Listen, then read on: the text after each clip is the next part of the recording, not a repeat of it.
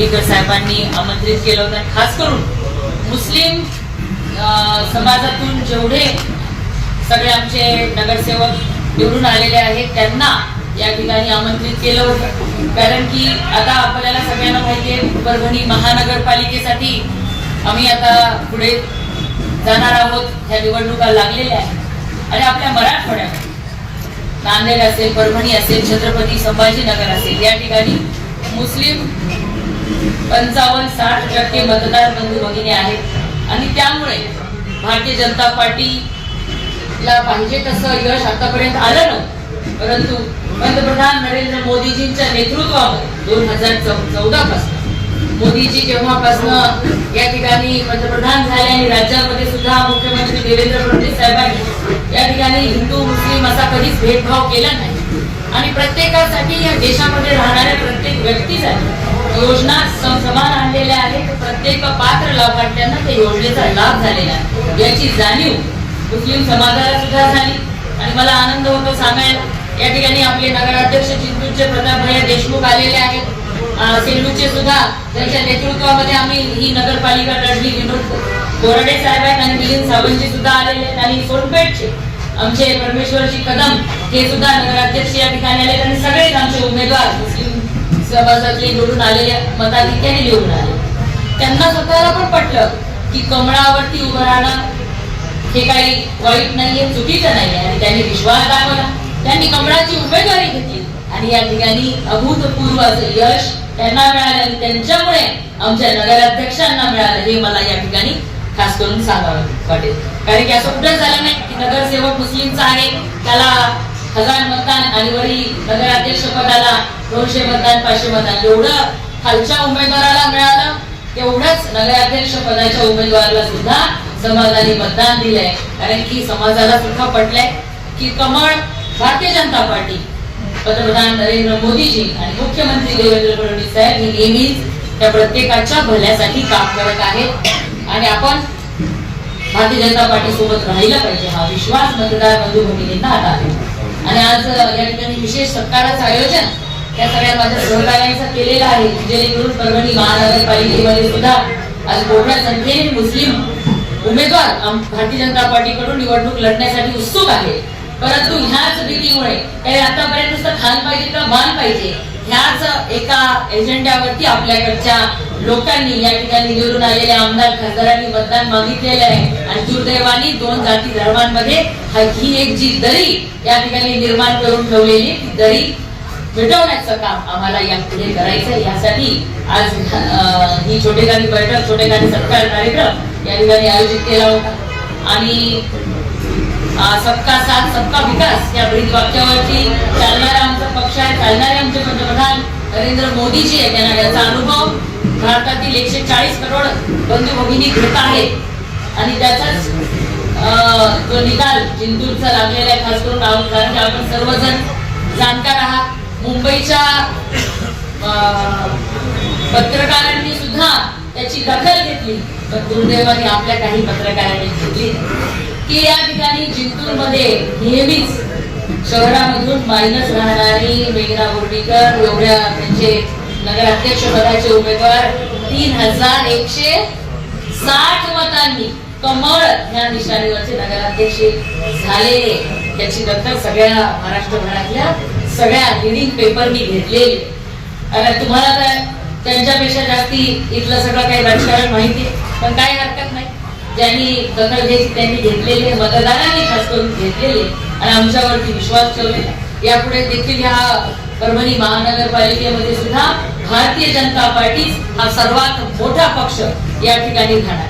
सोनपेठच्या बाबतीमध्ये मला सांगायचं की सोनपेठ मध्ये जे परिवर्तन विकास आघाडी आमच्या सगळे तरुण सहकारी 30 ते 35 सगळे तरुण सहकारी जनसुराज्य पक्ष हा जो भारतीय जनता पार्टीचा महायुतीतला घटक पक्ष आहे, विनय कोरेजींचा आमचे मुख्यमंत्री देवेंद्र फडणवीस साहेबांशी बोलणं झाल्यानंतर त्यांच्या मार्गदर्शनामध्ये त्यांच्या विनय कोरे साहेबांच्या मदतीने या ठिकाणी आम्ही पॅनल उभा केला. आमचे परमेश्वरजी कदम एकदम तरुण की ज्या ठिकाणी राष्ट्रवादीचा आमदार आणि ज्या ठिकाणी 4 वेळेपासून 5 टर्म पासून एक हाती सत्ता असलेल्या राठोडांचा बाले किल्ला या ठिकाणी उद्ध्वस्त करण्याचं काम आपल्या सगळ्या सहकार्यांनी केलेले आहे. हे शक्य झाले कारण की एक टीम, एक मोठ आणि भारतीय जनता पार्टीचा पुरस्कृत हा पॅनल आहे. हा विश्वास सोनपेठच्या मतदार बंधू भगिनींना देखील आला.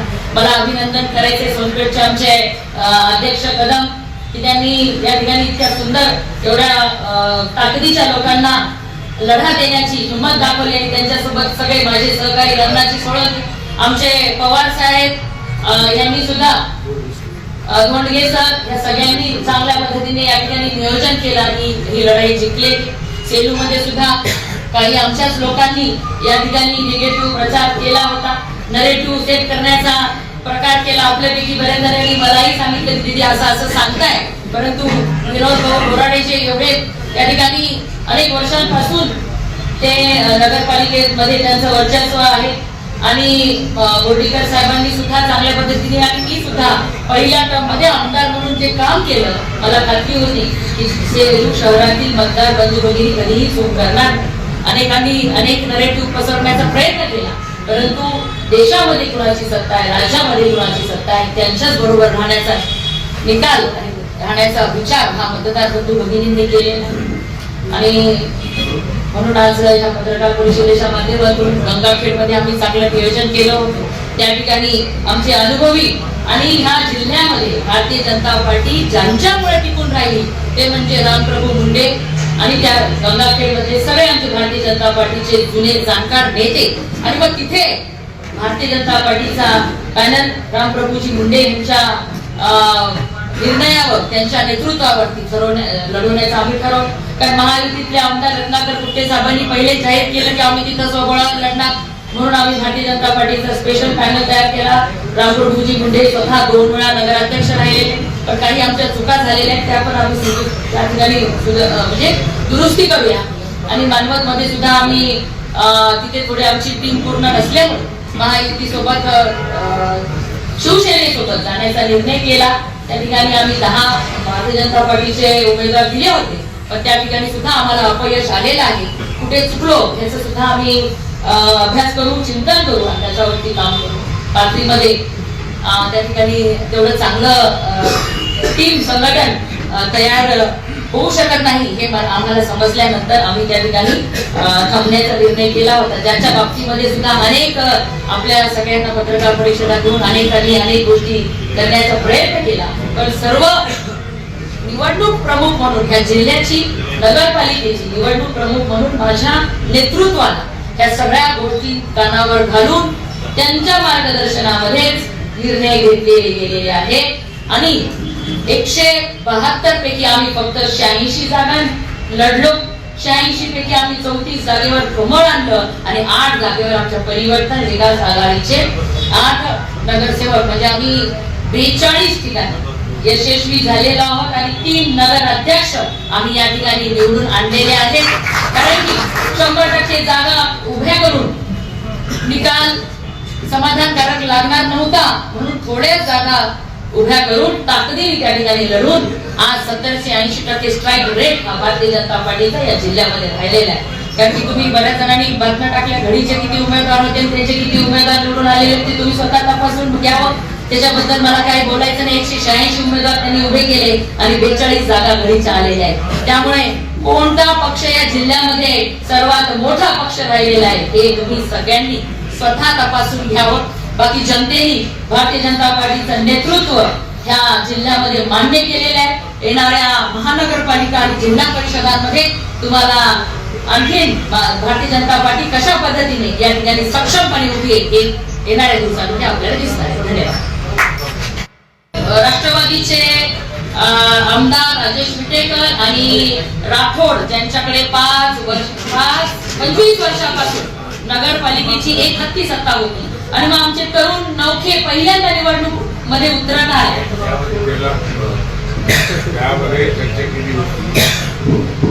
बरोबर आपण लढू अशा पद्धतीने भेटला नाही आणि तसं काही भारतीय जनता पक्षाची परिस्थिती तिथं सोबळावर लढण्याची नव्हती, म्हणून आघाडी करून आली. आघाडी केलेले हे सगळे लोक, हे आलेले 8 लोक आणि नगराध्यक्ष लवकरच मुख्यमंत्री भेट घेईल. पहिल्यापासून देवेंद्र फडणवीस साहेबांच्या नेतृत्वामध्ये भारतीय जनता पार्टी सोबत आहे. त्यांचा पक्ष आम्ही स्वीकारला होता. आमचे धोंडगे सरांनी सुद्धा आम्ही सिंबल दिले. धोंडगे सरांनी सुद्धा मोठं नेतृत्व केलेलं आहे. अनेक आमच्या सहकारी या ठिकाणी चांगलं नेतृत्व. गंगाखेडचा निकाल अपेक्षित तसा नव्हता. तर आम्हाला खात्री होती की गंगाखेडचा मतदार आणि गंगाखेडचे आमचे सर्वच पॅनल प्रमुख, आमचे नगराध्यक्ष पदाचे उमेदवार आणि सगळे उमेदवार हे सक्षम होते, अनुभवी होते. म्हणून तो निकाल आम्हाला निराशा देणारा आहे. तरी तिथे काय काय चुका राहिल्या त्या आम्ही तपासून त्याच्यावरती काम करू. महापालिकेमध्ये प्रमुख काही बदल दिसतील. काय कसं राहील महापालिकेत? असेच राहणार आहे. मुख्यमंत्री महोदयांनी पहिलेही सांगितलं युतीचं सूत्र आम्हाला सगळं सांगितलेलं आहे. त्या पद्धतीने 2 दिवसानंतर तुम्हाला सगळ्या निर्णय कळवण्यात. सगळ्या मुस्लिम माझ्या सगळे जे काही माझे नगरसेवक पदाचे उमेदवार निवडून आलेले त्यांचा सत्कार समारंभ या ठिकाणी ठेवलेला की या शहरातल्या सगळ्या मुस्लिम बंधू भगिनींना सुद्धा विश्वास वाटावा की कमळावर जर आपले सगळे सहकारी निवडून येऊ शकतात, आपण सुद्धा परभणी महानगरपालिकेमध्ये कमळ या निशाणीवर आपण निवडून येऊ शकतो. हा विश्वास देण्यासाठीची ही आजची बैठक आहे.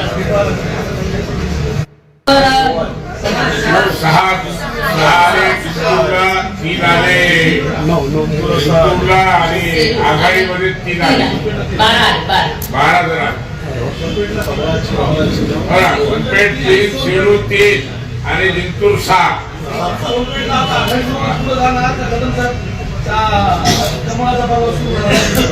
त्यांना माहिती आहे त्यांना कुठला पक्ष पटलेला आहे, कुणाचं नेतृत्व पटलेले.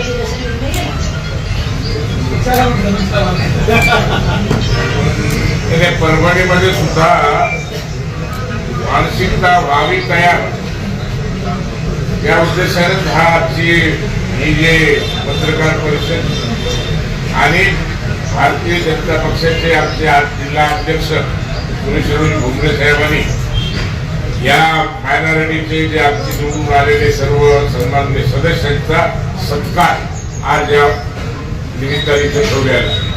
हा मॅसेज जिल्ह्यात परभणीलाच नाही तर मराठवाड्यामध्ये हा मॅसेज गेला पाहिजे आणि येणाऱ्या काळामध्ये मोदीजींच्या म्हणण्याप्रमाणे सबका साथ सबका विकास हा करण्याच्या दृष्टिकोनातून ही जे पत्रकार परिषद आलेला हा जे निवडून आलेल्यांचा संस्कार आहे हा तोच उद्देशाने ठेवलेला. प्रत्येकाला आत्मविश्वास होता आपला त्यामुळे आम्ही एकत्र येऊ शकलो नाही. पण हा निवडणुकीचा निकाल पाहिल्यानंतर बऱ्याच लोकांना असं वाटलं की आपण जर एकत्र आलो असतो तर निर्णय वेगळे राहिले असते. आताही या महानगरपालिकेच्या निवडणुकीमध्ये महानगरपालिका ह्या युतीच्या ताब्यात आली पाहिजे या भावनेतून एकत्र बसण्याचं काम आमचं चालू झालेलं. पण त्यांचा उमेदवार सरस राहील त्याला उमेदवारी दिली जाईल. काय म्हणतो निवडणूक म्हणून नाही लढवायची, महानगरपालिका आहे तुझ्या ताब्यात घ्यायची म्हणून निवडणूक लढवायची. लक्षात घ्या. त्या विचाराने आमच्या बैठका चालू आहे. आता ज्याचा माणूस सक्षम असेल सगळ्या दृष्टीनं लोकांच्या मध्ये चांगल्या पद्धतीनं त्याला रिस्पॉन्स असेल असे माणसं समोर करावं. त्यामुळं युतीचा निर्णय जे आहे ते पालकमंत्री मॅडमनी सांगितला या 2 दिवसात 2-4 दिवसात चित्र तुम्हाला स्पष्ट होईल.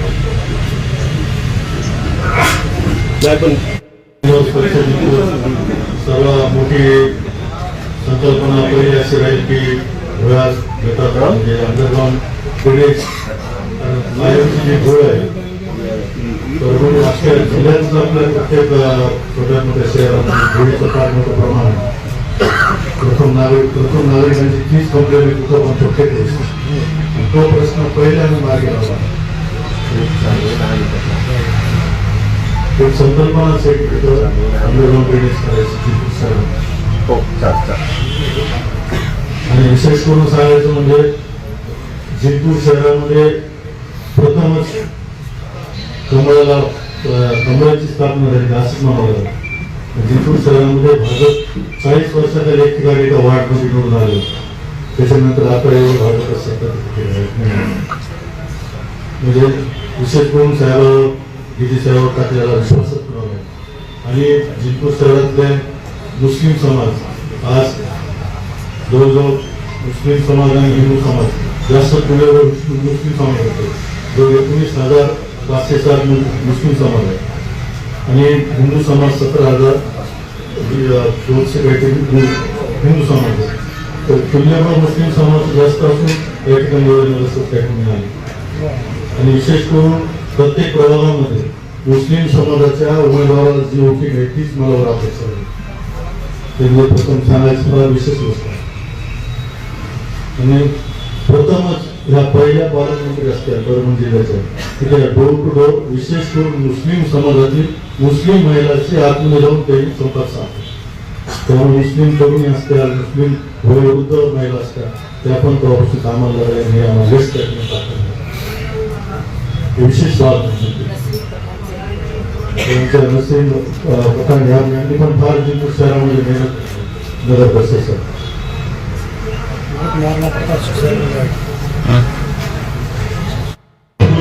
आणि शैक्षणिक शहर म्हणून मराठवाड्याची ओळख आहे.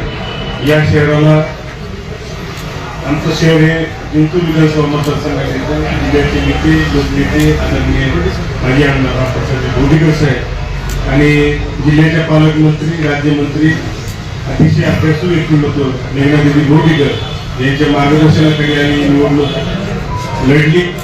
त्या ठिकाणी 26 प्रभाग होते आणि आतापर्यंत इतिहास आहे जेव्हापासून नगर परिषद स्थापना झाली तेव्हापासून तिथे कधीही कमळ फुललं नाही.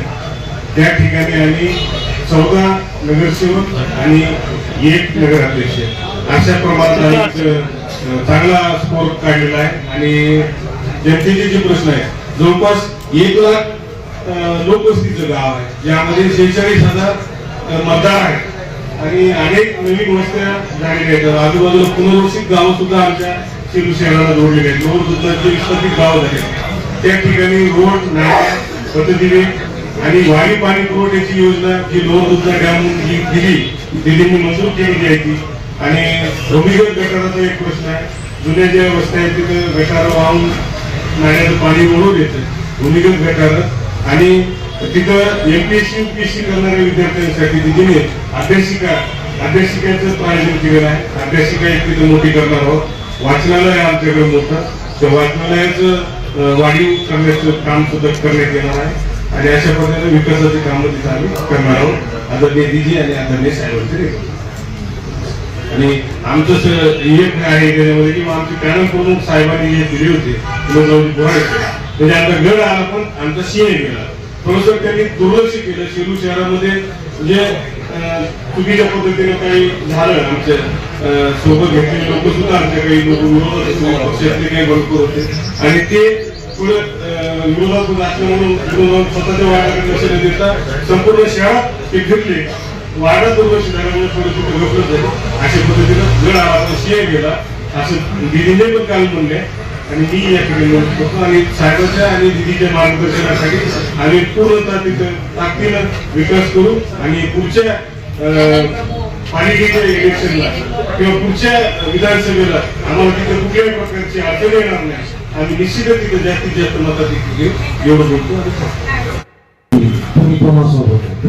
लोकशाही पद्धतीमध्ये माझ्या 8 नगरसेवकाला विचारलं पहिलं विचारलं ते म्हणजे आम्ही दिल्ली सोबत होते. सध्या आम्ही दिल्ली सोबत होतो आणि 25 वर्षाची सत्ता फक्त आम्ही 35 दिवसाच्या मेहनतीमध्ये त्यांना सोडून लावलाय. आणि ह्या पद्धतीने आम्ही तिथं विजय केलेला.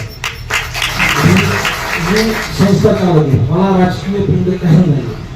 तर तिथल्या युवा शक्तीनं तिथल्या व्यापाऱ्यानं आणि शेवटी दिदीजी आणि आमच्या रंगाजी हे माझ्याकडे आले आणि तुम्हाला राजकारणात काही यावा लागेल म्हणजे आणि यांच्या शब्दाखातीर मी माझं शैक्षणिक कार्य थोडं बाजूला सोडून मी ह्या क्षेत्रात आलो आणि या क्षेत्रात काम करत असताना तर सोनपेठमध्ये बालवाडी भरपूर होत्या, 2-3 बालवाडी होत्या. तर बालवाडीमध्ये मुस्लिम समाजाचा जो वर्ग लहान लहान लेकर शिकत होते तर आम्ही प्रचार करत असताना त्या बाजू आम्ही बघितल्या सोनपेठमध्ये एवढं दूषित पाणी येत प्यायला, वॉटर फिल्टर नाही, बालवाड्या नाही.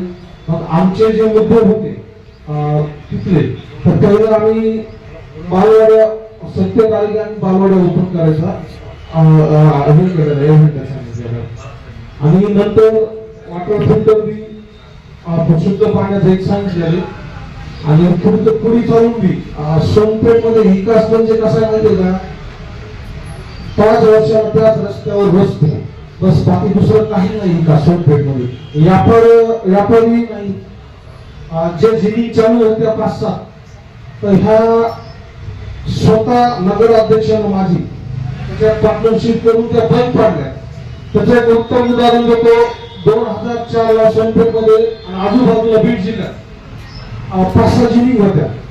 तर सतत तो म्हणजे ते चढलं आणि त्यानं काय सांगितलं की मानवतला जायला 400 ते 500 रुपये भाडे लागते, तुम्ही या सोनपेठच्या शेतकऱ्याकडून त्या कमी ह्याच्यात तो भाव द्या. अशा पद्धतीने आजचं कुठलं मार्केट कापसाच्या जिनिंग आज टोटल एक जिनिंग चालू आहे जे की गुजरातमध्ये सोनपेठचा गटानुषण प्रसिद्ध होती आमची. धागा दुसरीकडे 30-31 राहायचा तर आमचा 33 राहायचा. अशा पद्धतीनं सोनपेठचं मार्केट बाजारपेठ काय ते सगळं संपुष्टात आलेलं. बस एवढं देऊ शकतो.